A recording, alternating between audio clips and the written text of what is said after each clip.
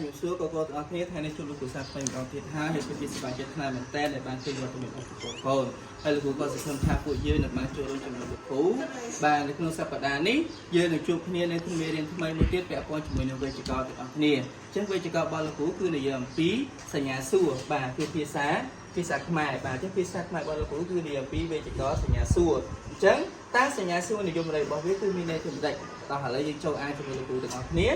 សញ្ញាសួរសម្រាប់ប្រើបញ្ចប់ល្បះដើម្បីបង្កើតល្បះសំណួរបាទម្ដងទៀតសញ្ញាសួរសម្រាប់បង្កើត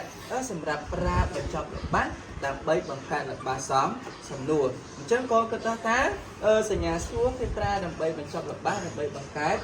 ល្បះសំណួរអញ្ចឹងលោកគ្រូមានជាឧទាហរណ៍ចំនួន3ពាក្យបាទដែលជាពាក្យទាំង3នេះគឺសំដៅទៅលើដែលមានប្រើសញ្ញាសួរនៅចំកន្ទុយនៃពាក្យបាទមានពាក្យទី1គឺពាក្យពីណាពាក្យទី2គឺពាក្យដូចម្ដេចនេះឯពាក្យទី3គឺពាក្យអ្វីខ្លះអញ្ចឹងទាំង3ពាក្យនេះគឺប្រើសញ្ញាសួរនៅចំកន្ទុយរបស់វាទាំង3បាទបាទអញ្ចឹងគេកុំមើលពីណាដូចម្ដេចនិងអ្វីខ្លះអញ្ចឹងលោកគ្រូនឹងយកពាក្យទាំង3នោះមកបង្កើតទៅជាល្បះឲ្យកូនវិញម្ដងល្បះទីកល្បះកសំល្បះទីកសំទងល្បះករបស់យើងគឺតើឯងទៅមកពី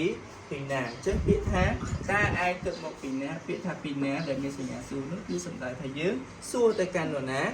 ម្នាក់ឬក៏យើងសួរទៅកាន់មិត្តភក្តិរបស់យើងថាតើឯងទៅមកពីណាល្បះទី2ល្បះខតើយើងទាំងអស់គ្នាត្រូវធ្វើដូចម្ដេចអញ្ចឹងសំណួរមានន័យថាដូចជាលោកគ្រូសួរទៅកាន់ពួកយើងឬក៏ប្រធានថ្នាក់សួរទៅកាន់ពួកយើងតើពួកយើងទាំងអស់គ្នាត្រូវធ្វើដូចម្ដេចបាទអញ្ចឹងអាពាក្យដូចម្ដេចគឺមានសញ្ញាសួរដូចគ្នាយើងសួរទៅកាន់យើងទាំងអស់គ្នា